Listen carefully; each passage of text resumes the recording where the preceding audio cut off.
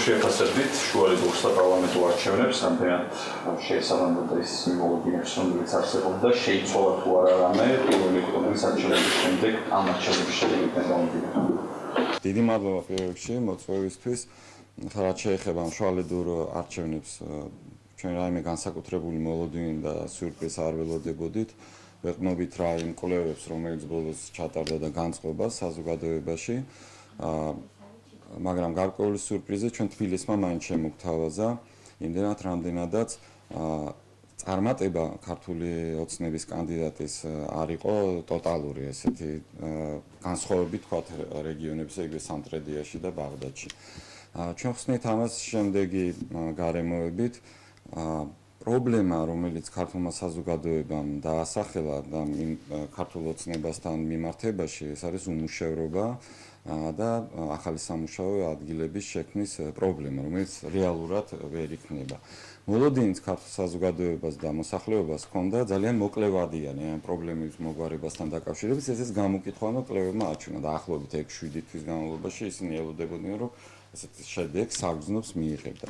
ქალაქი არის თბილისი და ყველაზე უფრო მაღალი დონე უმუშევრობის არის თბილისში და ამდენად ჩვენ ვფიქრობთ, რომ აი ის წარმატება, მაგრამ არა ესეთი შთამბეჭდავი ქართული ოცნების ზუსტად აი ამ იმედის გაცრუებასთან არის დაკავშირებული, რომელიც ეხება უმუშევრობას. და ასევე არის საუბარი ბუნებრივია ტარიფებზე, თქვათ იქ სხვა ამ გადასახადებზე, რომელიც რეალურად არ შეიცვალა, თუმცა ესეთი დაპირებები ბუნებრივია არსებობდა. რა დასკვნას ვაკეთებთ ახლა ჩვენ პარტიები და ჩვენთვის რა არის ეს სიგნალი, ხო? გვიჩვენებს ჯერთი აქტივობა არ იყო მაღალი, თუმცა ეს ბუნებრივი არის შუალედური არჩევნებისთვის, მაგრამ საგრძნობი ნაწილი საზოგადოების დღეს არის მოლოდინის რეჟიმში. ეს არის დაახლოებით 30% ამომრჩევლის 1/13, რომელსაც არ აქვს ჯერ გამოკვეთილი თავისი პოზიცია, ანუ პოლიტიკური სიმპათია. ეს არის ძალიან საგრძნობი ძალა იმ პარტიებისთვის, რომლებიც დღეს არიან ოპოზიციაში. განსხვავებით ნაციონალური მოძრაობისა, ისინი არ იყვნენ ხელისუფლებაში და თქვათ ესეთი სახელისუფლებო ცოდვები ამ პარტიებს არ აქვს და ისინი პრინციპში სუფთა ესეთი წარსულით მოდიან და შემოდიან კონტაქტში ამ მრჩეველთან. აი ეს შემიძლია თქვა და ვნახოთ ახლა როგორ იქნება, თქვა იგივე საპრეზიდენტო არჩევნებთან დაკავშირებით ეს დრო მიდის. აქაც ჩვენ ამე გარკვეულ ესეთ სიურპრიზს არ ველოდებით, მაგრამ ის რაც ბატონმა ივანიშვილმა ბრძანა, რომ მეორე კანდიდატი 10%-საც არ აიღებს, ანუ ქართული ოცნების წარმომადგენელი აიღებს დაახლოებით 90%-ს, ხო? ასეთი ბალანსი არ იქნება, ჩვენ ასე ვფიქრობთ. ჯერეთი ის, რომ კანდიდატი ქართული ოცნების არ იქნება ივანიშვილი, რომელსაც აქვს მაღალი რეიტინგი ცხადია.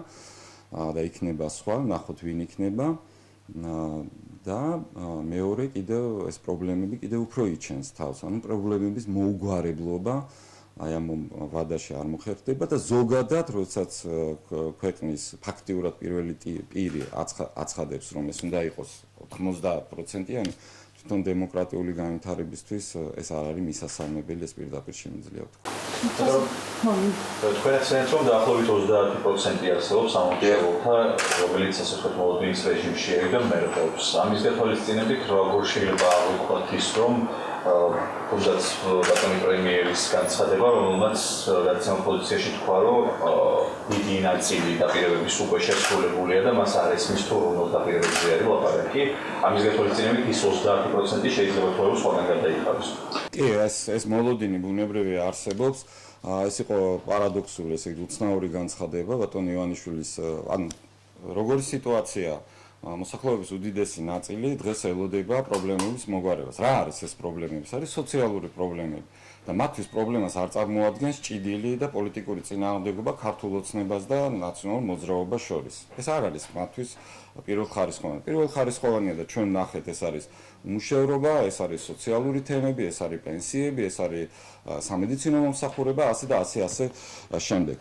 თუ კი დღეს პრემიერ-მინისტრი აცხადებს, რომ ყველა ამ პრობლემებთან დაკავშირებით მთავრობამ უკვე მოაგვარა ეს პრობლემები და ზოგ მიმართულებით უფრო მეტიც გააკეთა, მაშინ მე ვრჩები იმედ გაცხრებული, იმიტომ რომ მე ვარ უმუშევარი, ჩემი პრობლემა არ არის მოგვარებული და რა გამოდის, ხო?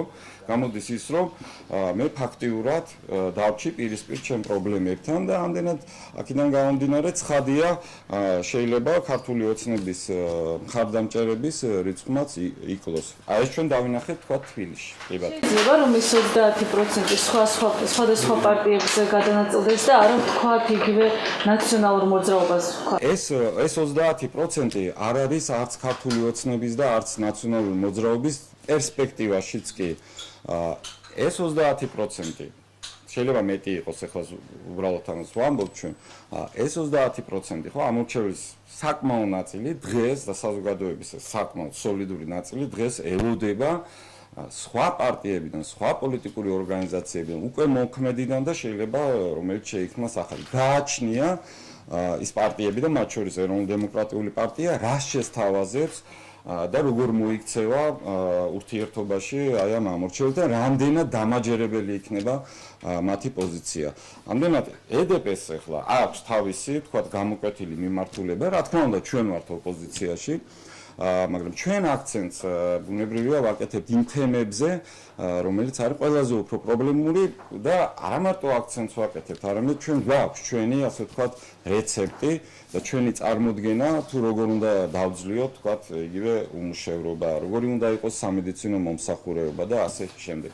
ის რომ 6 თვეში შეუძლებელია შენ შექმნა ტოტალურად ესეთი სამუშაო ადგილები, ეს გასაგებია, მაგრამ ის მაინც უნდა მოახერხოს მთავრობამ, რომ არსებული სამუშაო ადგილები არ შემცირდეს, ეს ერთი და ინსტიტუციონალურად ჩაუყაროს საფუძველი დასაქმების პოლიტიკას. დღეს ჩვენ უნდა ვთქვათ, რომ მთავრობას დასაქმების სახელმწიფო პოლიტიკა არ აქვს შემუშავებული და ამორჩეველმა და უმუშევარმა არ იცის ხვალ ზეგ რა ელოდება მას. ანუ არსებობს სააგენტო სამსახური, რომელიც მოუვლის აი ამ პრობლემას, არსებობს უმუშევრობის დაზღვევა, არსებობს პერსპექტივა იმისა, რომ მე მივიდე სააგენტოში, იგივე შრომის ბირჟაში, დავრეგისტრირდე როგორც უმუშევარი და შემდეგ, როგორც ყველა ცივილიზებულ ქვეყანაში ხდება, მე შემომთავაზონ სამუშაო ადგილი. სამუშაო ადგილები იქნება მცირე ბიზნესში და სამუშაო ადგილებს ქმნის სახელმწიფო, ინფრასტრუქტურული მშენებლობები და ასე შემდეგ. მცირე და საშუალო ბიზნესის თვალსაზრისით ჩვენ ვერ ვხედავთ გარკვეულ რაიმე წინსვლას, ვერ ვხედავთ ინსტიტუციონალურ მიდგომას, რომ აქ იყოს საუბარი, ვთქვათ, თვითდასაქმებაზე, რაიმე გრანტების მიცემაზე, რაიმე მცირე კრედიტების მიცემაზე, რომ ეს სექტორი გამოცოცხლდეს, ასე რომ აი ეს ჩანს და აი ამასთან დაკავშირებით EDP-ს აქვს თავისი მკაფიო პოზიცია. რამდენად პროდუქტიული იქნება მესამე ძალის შესვლა, ვთქვათ, პარლამენტში, იმ პოლიტიკური რეალობიდან გამომდინარე, რაც დღეს არის, ძირითადი ორი ძალა არის, ვთქვათ ესე ხო, ნაციონალური მოძრაობა და ქართული ოცნება. რამდენად იგივე ვთქვათ, რომ შევიდეს მესამე ძალა პარლამენტში, რაც რა თქმა უნდა, დღევანდელ პარლამენტში ეს უკვე შეუძლებელია, თუ არის აქ მესამე ძალაზე და მესამე პოლიტიკურ ძალაზე, მოდი ესე ვთქვათ, იქნება კოალიცია, გაერთიანება, რა აქ ამას მნიშვნელობა, ანუ განსხვავებული. დღეს ეს შეუძლებელია, იმიტომ რომ თუნდაც 1-2 პიროვნება და შუალედურმა არჩევნებმა ამის შანსიც არ მისცა, ვთქვათ, აი ამ პარტიებს, რაიმე დისონანსი იქ ვერ შეიტანს, თუმცა ესეც გარკვეულწილად არის სხვა ხმა. იმიტომ რომ დღეს ქართული ოცნება და ნაციონალური მოძრაობა პარლამენტში რასაც უყურებთ, არის დაკავებული ძირითადად ერთმანეთის კომპრომატებით, ერთმანეთთან პოლიტიკური ჭიდილით, რომელიც არ არის შედეგზე ორიენტირებული, ეს არის ჩვენი მოსაზრება ეროვნულ-დემოკრატების. გაცილებით მეტი დრო ეთმობა ერთმანეთის წასული შეხსენებას ან დღევანდელ მდგომარეობას და რეპრესიებს, თქვა და დევნას, ვიდრე ისეთ აქტუალურ თემებს, როგორიცაა, თქვა, ტერიტორიული მთლიანობა, როგორც არის კიდევ მეორე უმუშევრობა, როგორც არის სოციალური სფერო, როგორც არის ბიზნესის განვითარება, ეკონომიკის განვითარება. სამწუხაროდ 2013 წლის ბიუჯეტი ისე მიიღო პარლამენტმა, რომ იქ ჩვენ ვერ ვნახეთ შედეგზე ორიენტირებული კვალიფიციური დებატები, თუნდაც იმიტომ რომ ნაციონალური მოძრაობა არ დაესწრო. და მე ვფიქრობ ეს არის შეცდომა, იმიტომ რომ პარლამენტის ტრიბუნა ყოველთვის უნდა გამოიყენოს შენ იმისთვის რომ შექმნა საზოგადოებრივი აზრი, იმიტომ რომ დღეს საზოგადოება არის გარკვეულწილად მოლოდინის. ამიტომ მესამე ძალას, პოლიტიკური ძალა, რაც ძამებთ, აქვს შანსი. ეს შეიძლება იყოს 2016 წლისთვის ნახო და ეს არის კარგი საშუალება, თქვა 2014 წელს უკვე ადგილობრივი არჩევნებისთვის.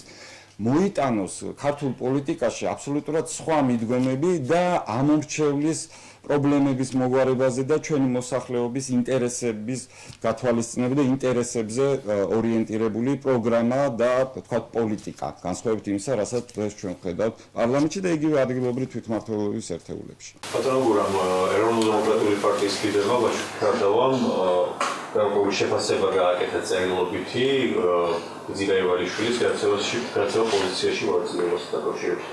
და თუნდაც აი ლაფანყურის ოპერაციასთან დაკავშირებით, როდესაც პრემიერმა გამოთქვა მისი პარაუდი, რომ საქართველოს ავარაუდოდ ამზადებდა ტერორისტებს, საერთაშორისო ტერორისტებს შემდეგ ტერორისტული აქტების გასახორციელებლად და საქართველოს ავარაუდოდ უახლოეს მომავალში ამის დამამტკიცებელ საფუძვლებს მიიღებს.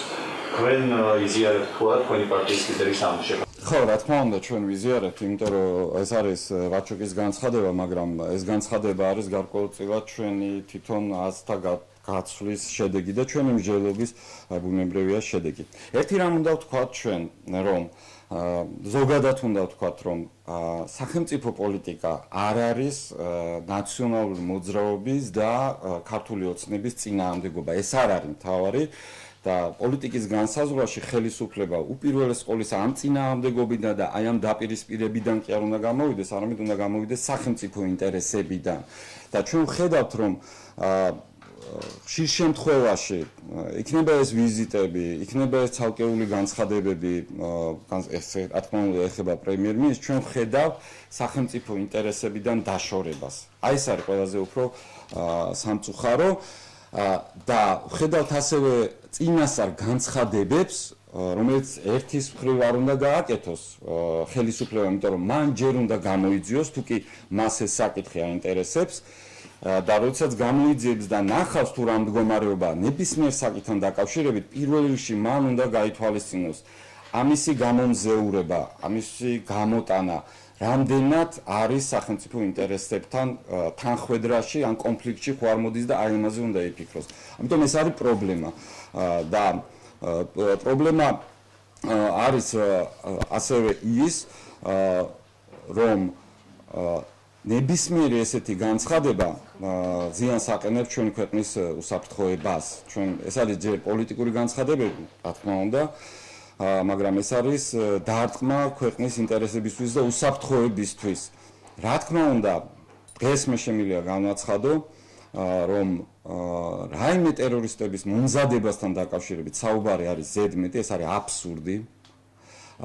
რამდენიმე გარემოების გამო ჯერ ერთი საქართველო არის გახსნილი ქვეყანა და ეს არ დაიმალება. მეორე ერთი ძალიან პარადოქსია, როდესაც ჩვენ ვიღებთ მონაწილეობას ანტიტერორისტულ ვთქვათ საქმიანობაში შეიძლება ითქვას. იქნება ეს ავღანეთი, იქნება ვთქვათ ეს ერაყი თავის დროზე. ჩვენ ვართ ჩართული სხვა საერთაშორისო ორგანიზაციებთან თანამშრომლობ ქვეყნებთან ურთიერთობაში. ჩვენ გვაქვს ვალდებულებები აღებული საერთაშორისო ვთქვათ დოკუმენტები გვაქვს ხელი მოწერილი. იგივე იქნება ეს ჩვენ ვართ შეერთებული იმ სიას, მაგალითად მე გამახსენდა, სადაც არის ჩამოთვლილი პოტენციურად ტერორისტული ორგანიზაციები და ის ორგანიზაციები, რომლებიც ფულს დეებენ აი ამ საქმიანობაში და ასეთ ორგანიზაციებთან მიმართებაში ჩვენ გვაქვს აკრძალა, რომ ეს ორგანიზაციები შემოვიდნენ, თქვათ, იყოს ბანკები, თქვათ, სამეწარმეო საქმიანობა განხორციელება, ასე და ასე შემდეგ. აი ეს არის ჩვენი მიდგომა. კიდევ მეორე ჩვენ ვხედავთ, რომ ახალი მთავრობის და პრემიერ-მინისტრის განცხადებები შორდება სახელმწიფო ინტერესებს და ეს არის ძალიან ცუდი ჩემი აზრით.